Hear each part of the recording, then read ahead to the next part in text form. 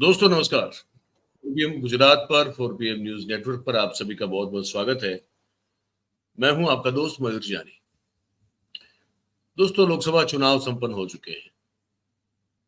संपन्न होने के कुछ ही क्षणों में हम सब पर जो है कुछ एग्जिट पोल लाद दिए गए। वही जो पेट चैनल्स और पेट पत्रकार हैं उनके द्वारा और पेट एजेंसियों के पालतू सर्वे करने वाली एजेंसियों के द्वारा वो सब डाल दिया गया और उसमें ये साबित करने की पुरजोश कोशिश की गई कि आ रहे हैं तो मोदी साहब ही आ रहे हैं वापस और किसी का कोई चांस नहीं है। ठीक है, अब आप जानते हैं कि हम और हमारे जैसे जो कि स्वतंत्र पत्रकार हैं वो काफी लंबे अरसे से और विशेष रूप से चुनाव के दौरान हमने वो तथ्यात्मक बातें आप तक पहुंचाने की कोशिश की है। वो सब रैशनल चीजें, बहुत ही लॉजिकल चीजें और जो जमीन से जुड़ी हुई जो सत्य हकीकत है वो सब चीजें चुनाव से जुड़ी हुई है वो आप तक पहुंचाने की कोशिश की है।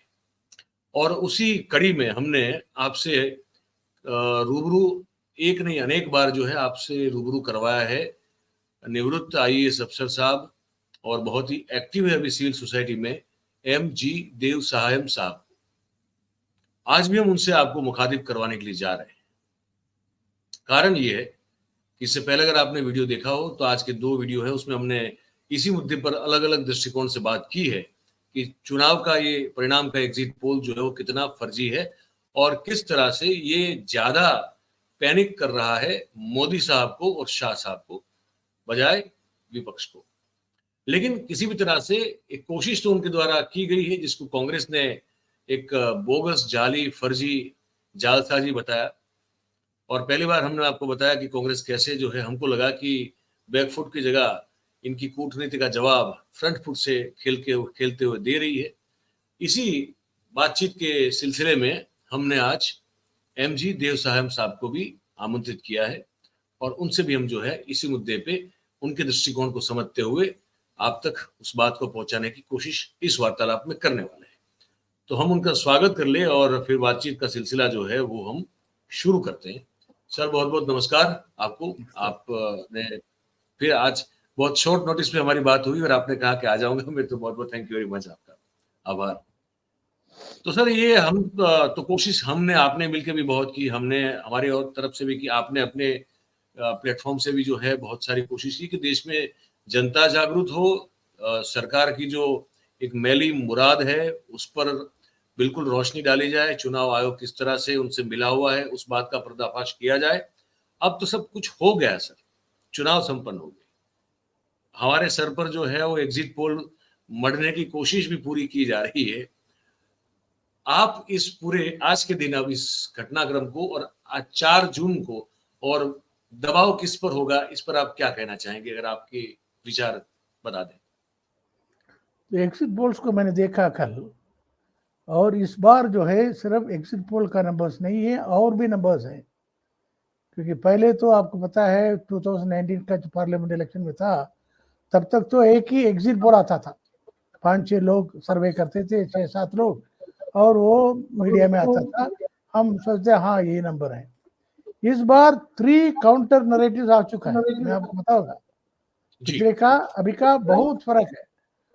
दूसरा, ये जो नंबर्स जो आए हैं सर्वे करके वो मीडिया में वो बोल रहे हैं कि ये खुद उसको इंटेलिजेंस का जरूरत नहीं है कि ये बोगस है।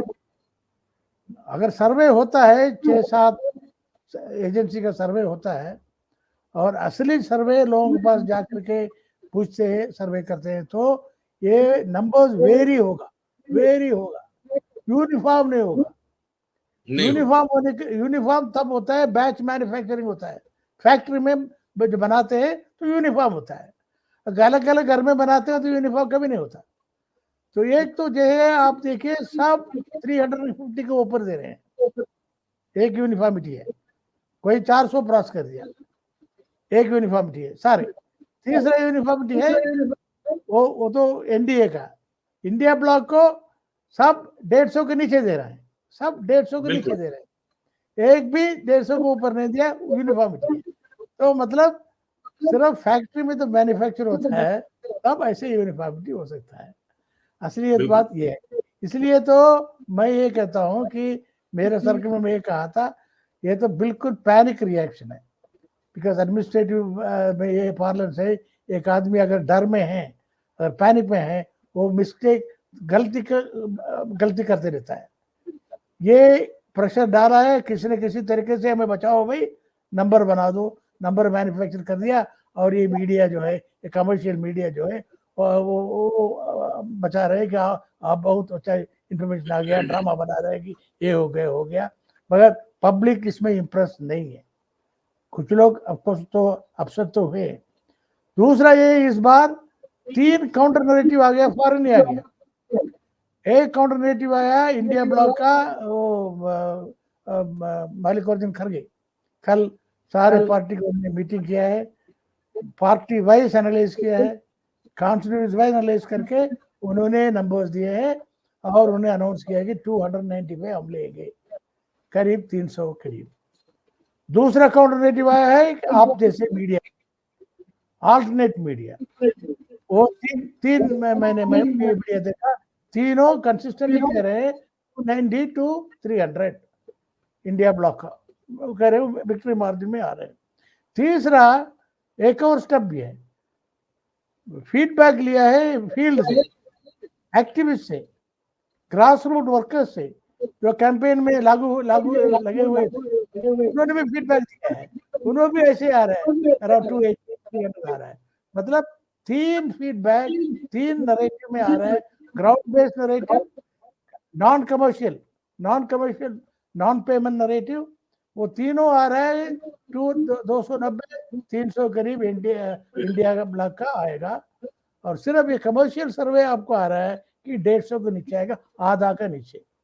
नो, ये मैं ये करो, एक तो ये कमर्शियल बात है कि जो, दूसरा मैं ये कहता हूँ, ये जो सर्वे लोग एजेंसीज जो है, हिंदुस्तान का जनतंत्र को बेइज्जती कर दिया है, बेइज्जती किया है। क्योंकि हिंदुस्तान का लोग जो है डेमोक्रेसी को प्यार करते हैं, मशीन जैसे उनको कहा कि ये मशीन जाके खड़े रहे, गद्दे जैसे आके खड़े रहे, ये बटन दबाया वो आ जाओ भाई, 10 साल के बाद आप 5 साल आ जाओ, कुछ भी कर लो, हमारा कोई इश्यू नहीं है, कोई अनएम्प्लॉयमेंट नहीं है, कोई महंगाई नहीं है, कॉन्स्टिट्यूशन का खतरा नहीं है, हमारा लड़कियां और जो है बिल्कुल सेफ है, कोई इश्यू नहीं है हमारा, वो अग्निवीर कोई इश्यू नहीं है, फार्मर्स का कोई इश्यू नहीं है, कुछ नहीं है, हम सब मशीन है, इंजन है, आप चलते रहो। ये हिंदुस्तान में हो नहीं सकता है। मैं इसलिए कह रहा हूँ, मेरा एक्सपीरियंस है, मैं वैसे हवा से बात नहीं करता। 1977 में मेरा एक्सपीरियंस,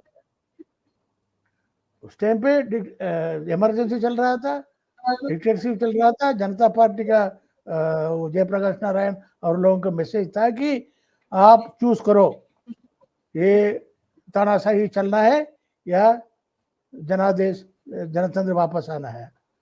और पूरा हिंदुस्तान में एक सब छोड़ के एक ही लहर चले, और लोग तो मेजॉरिटी में वो डेमोक्रेसी को वापस लाया। तो उतने अभी भी 75 लोग, हिंदुस्तान का 75% लोग जो है डेमोक्रेसी को प्यार करते हैं, वो अपना सोच करके वोटिंग डालते हैं, ये नहीं कि क्यों करके डब्बा लगा के आ गया। तो ये बिल्कुल अनबिलीवेबल काइंड ऑफ तो पैनिक रिएक्शन है। बट इसमें सीरियसनेस हम ले रहे हैं, मैं इसलिए ले रहे हैं कि इसको जस्टिफाई करने के लिए पहले से बंदोबस्त कर रखा है क्या, यही तो प्रॉब्लम है। मेन तो इश्यू ये है, इश्यू नंबर नहीं है, नंबर तो हवा में चला जाएगा। इश्यू ये है कि मैंने क्वेश्चन लोगों को किया है कि इसको जस्टिफाई करने के लिए ऑलरेडी बंदोबस्त कर रखा है क्या, इसलिए इसको मैं आपसे ये सवाल होता है, ये सवाल मन में होता है, ये सवाल होता है। तो इसलिए मुझे शक ये है कि मैं पहले ही अपने इंटरव्यू में कहा हूँ कि इलेक्शन कमीशन का 3-4 जो मूव जो हुआ था, वो मुझे शक को ऊपर ले आता है। अव्वल नंबर में इलेक्शन का कमीशन का काम है कोई पॉलिटिकल पार्टी को पावर लाने के लिए, कोई वो बिल्कुल ट्रांसपेरेंट ओपन इलेक्शन करने के, पब्लिक का जो भरोसा है उसी को ऊपर जैसे इलेक्शन करना है। ये पब्लिक इंस्टीट्यूशन है, जी। ये नहीं किया है। ये ठीक है। एक दो सवाल मन में आते हैं सर। राजीव कुमार साहब अचानक से फिर प्रकट होते हैं छठे चरण में और कहते हैं कि ये सब जो सवाल उठाए जा रहे हैं कि वोटिंग परसेंटेज लेट इतना क्यों बढ़े और ये सब जो है, इन सब का जवाब दिया जाएगा, पर समय आने पर दिया जाएगा। मुझे ये अगर आप दर्शकों के लिए बता पाए कि वो कौन सा समय होगा जब बताया जाएगा, जबकि ईवीएम में ईवीएम सील हो जाते हैं जब आखिरी काउंटिंग हो जाता है चुनाव के मतदान के दिन, उसके बाद या तो अर्ली दूसरे दिन सुबह, उसके बाद वो जब सील हो जाते हैं तो फिर वो कैसे खोल सकते हैं या तो कैसे उसमें वोट पड़े पड़े बढ़ सकते हैं। और इसका जब भी जवाब दिए अगर चुनाव आयोग देगा तो क्या जवाब देगा और क्या और उसको कैसे माना जाए? इसलिए कह रहे हैं ना, ये पैनिक में है। राजीव कुमार भी खुद पैनिक में है। उनके मन में कॉन्शियस में बादल करता है कि हम तो गड़बड़ कर रहे हैं और जवाब देगी यार 4 तारीख यही जवाब होगा, यही जवाब हो सकता है, और क्या जवाब हो सकता है। तमिल में जो मेरा मदर टंग है, एक उसमें बोली है उसके नुडलुम दल वायाल केडुम। ये जो फ्रॉग है ना, फ्रॉग भी अपना जीभ की वजह से जो है मरती है। वो आवाज बनाती है, वो स्नेक जो है उसको ढूंढते रहते हैं ना, आवाज करते रहता है, वो स्नेक जाके उसके लिए खा जाता है। तो मुंह बंद रखना चाहिए कि किसको कहां से एक्सपोज करेंगे। तो शायद यही होगा। मेरे ख्याल में राजीव कुमार ने सारे बंदोबस्त कर रखा होगा, जिन्होंने अनाउंस कर दिया 350-400 सीट आएगा। तो तो मैं तो इसलिए कह रहा हूँ कि क्रोनोलॉजी क्या है, डॉटेड लाइन्स देखो। ये लोग इलेक्शन कमीशन अपने आप सामने आकर के देखो, हम तो आजकल मशीन में वोटिंग कर रहे हैं, इसलिए पूरा सब आपको सामने रख लेंगे खुला, लोगों का जिसका सेटिस्फैक्शन है, ताकि खुला हम काउंटिंग करेंगे, क्रॉस वेरिफिकेशन करेंगे तो लोग बिल्कुल को शक ना रहे। ये सारे इसने बंद किया है। शुरू से कहा कि हम जो है पेपर स्लिप को दिखाएंगे मगर नहीं, गिनती नहीं करेंगे, ठीक है, वेरिफिकेशन नहीं करेंगे, क्रॉस वेरिफिकेशन भी नहीं करेंगे। वो 12 बजे रात को बाद वो पांच बूथ में करेंगे, वो भी कोई मतलब का नहीं है। फिर कहते हैं हम जितना लोग वोट किया वो नंबर भी नहीं देंगे, तुम लोग अपने आप मालूम कर लो। तो तब से शक ये है कि ये तैयारियां कर रहे थे। अभी शक ये आया है कि मैं बता रहा हूँ, ये मैं साफ बताना चाहता हूँ क्योंकि इतना सीरियस मामला है। एक वरिष्ठ पत्रकार, one of the top journalist in the country, मैं नाम नहीं बोलना चाहूँ, साउथ इंडिया का ही है, उन्होंने एक मैसेज भेजा है, हमारा सर्कल में ये बात हो रहा है कि सॉफ्टवेयर को मैनिपुलेट करके बल्क जो मैनिपुलेशन कर दिए हैं, सॉफ्टवेयर मैनिपुलेशन करके स्पूरियस वोट इंजेक्शन कर लिया है, इसको पता कैसे करेंगे। Arrangements have already been made by manipulating, ताकि टैली तो हो जाता है, 17 से भी टैली हो जाएगा, सब टैली हो जाएगा, मगर अंदर जो है किस कैंडिडेट के लिए क्या लोडिंग हुआ है वो पता नहीं है। इससे चल रहा है हमारा सर्कल में, आप कंफर्म करो। ठीक है। मैंने एक टॉप टेक्निकल एक्सपर्ट से पूछा, वो भी नाम नहीं बोलना चाहता हूँ, वो हिंदुस्तान में आज एमंग द टॉप एक्सपर्ट है। उन्होंने कहा ये हो सकता है, अगर नहीं हो सकता है तो अगर वेरिफिकेशन प्रोसेस है नहीं हो सकता है। अभी वेरिफिकेशन प्रोसेस तो है नहीं, एंड टू एंड वेरिफिकेशन तो है नहीं, क्रॉस वेरिफिकेशन में नहीं है, वीवीपैट वेरिफिकेशन में नहीं हो रहा है, तो वेरिफिकेशन हो नहीं रहा है।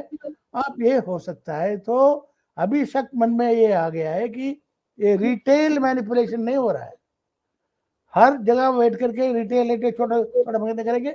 उन्होंने मेरे ख्याल में 150-200 कॉन्स्टिट्यूंसी सेलेक्ट कर लिया है, वहां जो है bulk spurious injection of votes होने के चांसेस हैं। इसको कैसे डिटेक्ट करेंगे, कैसे रोकेंगे, ये अभी अभी सोच रहे हैं कि काउंटिंग डे में इसमें एक्स्ट्रा कॉशन होगा। दूसरा ये है कि वो मैंने पहले भी शायद कहा नहीं कहा, सवेज साक्षी दास जो अशोका यूनिवर्सिटी का वो स्कॉलर है, उसका स्टडी में ये किया है, वो ऑब्जर्वर्स अपॉइंट करते हैं। ये ऑब्जर्वर्स इलेक्शन कमीशन अपॉइंट करती है। उनको जो है काउंटिंग डे में पावर, स्पेशल पावर्स होता है, तो वो काउंटिंग में वो रिटर्निंग ऑफिसर को भी ओवर रूल कर सकता है। तो वो बीजेपी रूल स्टेट से जो बीजेपी का लॉयल्टी दिखाते हैं उनको ऐसे कॉन्स्टिट्यूशन में भेज देते हैं। वो वहां के अंदर बैठे रहते हैं, अंदर बैठ के ये कंट्रोल करते हैं, करके अपना मर्जी से काउंटिंग खत्म कर दिया, रिजल्ट अनाउंस कर दिया, दस्तखत कर दिया, सर्टिफिकेट में दस्तखत हो गया, मामला खत्म हो गया। रश करके, हरी करके, हसल करके। तो ये दोनों होने का चांसेस है, इसलिए ग्रीन सिग्नल गया होगा ये सर्वे लोगों को, ये ग्रीन सिग्नल है भाई, आप अपना नंबर लगा दो। ये सारे मैन्युफैक्चर इन्होंने नंबर लगा दिया। अदरवाइज ये सर्वे तो बिल्कुल अनबिलीवेबल काइंड ऑफ सर्वे है मेरे विचार में। और सवाल ये भी तो बनता है ना कि किस आधार पर है सर, इनका सैंपल साइज क्या है भाई? इतने बड़े देश में, आप इतने सारे राज्यों में, उत्तर केंद्र शासित प्रदेशों में आपने जैसे चुनाव संपन्न हुआ, तो ठीक है चलिए, आपने पहले के चरण के जो चुनाव होंगे उसमें आपने पहले से करके रखा होगा, पर सैंपल साइज का क्या पता, वो तो किसी को नहीं पता। कितने लोगों से बात की, कुछ क्या नहीं सवाल पता पूछे? है, कुछ नहीं पता है इनका मॉडस ऑपरेंडी क्या है। ये तो रिक्रूट करते हैं कुछ सर्वेयर्स को, बिल्कुल कच्चा ग्रेजुएट्स होते हैं, उनको भेज देते हैं। अव्वल नंबर में इनको सवाल करना भी नहीं आता है। आजकल लोग भी बहुत शाना हो गए हैं, कई लोग तो बोलते नहीं है, जाओ भाई हमने बताते। कई लोग उल्टा बोलते हैं, अंदर कुछ डाला होगा, यहाँ जाके कुछ बोल दिया होगा, क्या गारंटी है, उल्टा बोल दिया। तो ये लोग नोट कर लेते हैं, ये इनका कोई फीलिंग नहीं है। इनका इलेक्शन का मन कैसी एक फीलिंग होना चाहिए, sensing the mood off the people, sensing the mind of the people, तब असली सर्वे होता है। मैंने तो काउंटर नैरेटिव तीनों जो बताया वो लोगों को सेंस करके किए हैं। पॉलिटिकल पार्टीज एनालाइज किए, उनको पता है कहाँ क्या हारेंगे, कहाँ जीतेंगे, और ये फीडबैक ग्रास रूट वर्कर से आया है, वो भी लोगों के मन में साथ बात काम किए हैं, और अल्टरनेट मीडिया वाले भी जाके इंटरव्यू किए हैं। तो ये इस बार जो है ये सो कॉल्ड एग्जिट पोल जो है बिल्कुल एक्सपोज हो चुका है। इससे मेरे ख्याल में era of exit pole will be over. कोई बिलीव नहीं करेगा। हमारा कंसर्न यह है कि इसको दुरुस्ती करने के लिए क्या मैनिपुलेट कर रखा है। वो जो कपिल सिब्बल साहब ने 4-5 दिन पहले जो एक वो फॉर्म बना के दिया है सबको कि ये गाइडलाइन है, इसको आप फॉलो करें, जब काउंटिंग हो रहा हो तो अगर इसको फॉलो करेंगे तो अगर ईवीएम में भी गड़बड़ी है तो उसको भी जो है पकड़ लिया जाएगा। वो उसको आप कैसे देखते हैं? मैंने देखा था, मगर मुझे शक इसलिए है कि ये लोग जो है ना, ये 5 फेज को इकट्ठा करके इन्होंने नंबर्स अनाउंस किया है। इस दौरान एक 1.5 महीने की बात, पहले स्टेज का 1 महीने के बाद, इस दौरान क्या हुआ है, उस नंबर्स में क्या मैनिपुलेशन हुआ है, उसके पीछे क्या हुआ है, वो उसको कहते हैं spurious injection of votes, mass scale में हुआ कि नहीं हुआ। कोई सेलेक्ट कॉन्स्टिट्यूंसी में इन्होंने करके देखो ये हमने सारे बंदोबस्त कर लिया है, ये नंबर है। अभी प्रॉब्लम ये है कि ये टेक्निकल एक्सपर्ट ने हमें कहा 17C में नंबर लिखा होगा टोटल वोट्स पोल्ड, समझा कि नहीं? टोटल वोट्स पोल्ड वो 700 वोट है, अगर 900 वोट टोटल है, 700 लोग वोट दिया है, तो 17C में 700 लिखा होगा। तो ये काउंटिंग एजेंट के बाद होगा 700 मिल लिया, ठीक है, टोटल ठीक है। बट कैंडिडेट टू कैंडिडेट जो डिस्ट्रीब्यूशन है ना, वो कैसे होगा? और 700 में एनडीए को कितना लोग डाला है, ये इंडिया ब्लॉक वालों को कितना डाला है, बाकी कैंडिडेट्स को, इंडिपेंडेंट्स को कितना लोग लगा है, और कोई पार्टी को कितना लगा है, कैसे पता है? तो अंदर जो अगर 10 कैंडिडेट है, उसी के अंदर शफलिंग हो है, कैसे पता है? समझे कि नहीं? ये जी। कैसे पता है? 700 विल रिमेन 700, पर अंदरूनी कितना हाँ, candidate shuffling of vote, candidate shuffling हुआ, वो कैसे मालूम करेंगे? तो ये मालूम हो सकता है अगर वीवीपैट फिजिकल काउंटिंग में आएगा तो, स्लिप, अगर नहीं, स्लिप इसमें काउंटिंग हो तो एक चीज का पता लग सकता है कि जो बढ़े हुए वोट्स हैं, अब तो करीबन 2 करोड़ के आसपास उसकी उसकी तादाद हो जाती है, जो परसेंटेज दिखाई देता है। तो पवन खेड़ा भी यही कह रहे हैं कांग्रेस के कि चुनाव खत्म होते होते कम से कम 2 करोड़ के आसपास वोट बढ़ाए गए हैं। तो वो तो 17C में अगर वो नहीं होगा तो बढ़े हुए वोट का तो डिफरेंस जो है मालूम मेरे ख्याल से पड़ेगा। नहीं, टोटल तो मालूम हो जाएगा। देखिए 17C में लिखा होगा 700, अगर कंट्रोल इसको प्रेस करते हैं 750 आता है, वो तो मालूम हो गया, मालूम हो जाएगा। मैं ये कहता हूँ 17C में लिखा होगा, 700 कंट्रोल यूनिट में भी आया होगा, पर अंदर जो है शफलिंग हुआ है कि नहीं हुआ है, वो तो सर वो है ना, इम्पोर्टेंट तो वो है ना। अगर वो है पेपर स्लिप के साथ वेरिफिकेशन होता है ना, ये पकड़ा जाता है। तो सिलेक्शन कमीशन ने कहा पेपर स्लिप तो हम करेंगे नहीं, और ये सुप्रीम कोर्ट ने कहा भरोसा रखो, ये भरोसा चल रहा है आजकल, क्या करें? नहीं, उस पर मैं बहुत सारे कार्यक्रम कर चुका हूँ सर। आपको बताऊं मैं कि ये जैसे आपको भी आपके बहुत अच्छे आपके इतने बड़े पत्रकार मित्र हैं साउथ के, उन्होंने कहा मैं शाम पित्रोड़ा साहब से लेके कुछ और टेक्निकल लोगों के साथ भी जो इस पर बात कर चुका हूँ कि कैसे ये एक तरह से प्रोग्राम इसमें डाला जा सकता है, क्योंकि ये स्टैंड अलोन मशीन तो रहा नहीं है, इसमें SLU जुड़ता है। तो उसके साथ साथ कोई भी प्रोग्राम जो कि अपने हिसाब से अपने निश्चित समय पर ही एक्टिवेट हो, ये हो सकता है। तो वो चिंता जो है या तो वो शंका आशंका हम लोग पहले काफी सारी बार जो है उसको हम लोग जता चुके हैं, लोगों को ये बता भी चुके हैं। पर अब यही है कि आप जैसे कह रहे हैं ये बात इसमें मैंने इसमें थोड़ा एक क्लैरिफाई करना चाहता हूँ। सर्कमस्टेंशियल एविडेंस जो है ना, ये बहुत शक पैदा करता है। एक तो अभी तक इसका पूरा डिजाइन पब्लिक के सामने नहीं रखा है। Circumstantial evidence normally western countries में जहां अगर मशीन यूज करते हैं पूरा डिजाइन पब्लिक के सामने आ जाता है। नंबर 1, पब्लिक बिल्कुल सीक्रेट, सोर्स कोड पब्लिक को बिल्कुल सीक्रेट है, नोबडी नोस। वेस्टर्न जहां मशीन यूज करते हैं सोर्स कोड दे देते हैं, सोर्स कोड लोगों को नहीं दिया है, वो सीक्रेट है। तो जैसे ये अभी उसके बाद जो है पेपर स्लिप काउंटिंग नहीं करेंगे, वो तीसरा सर्कमस्टेंशियल एविडेंस है। 4 जो है क्रॉस वेरिफिकेशन भी है, 5 करेंगे, वो भी सारे पोलिंग एंड होने के बाद सब घर जाने के बाद वो करेंगे।